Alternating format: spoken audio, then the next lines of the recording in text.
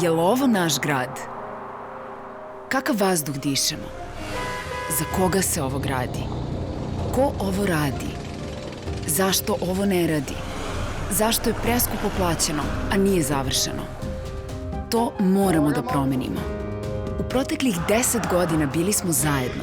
Na protestima, odbranama parkića, nasipa, košutnjaka, sadnjama, čišćenjima grada i javnim raspravama.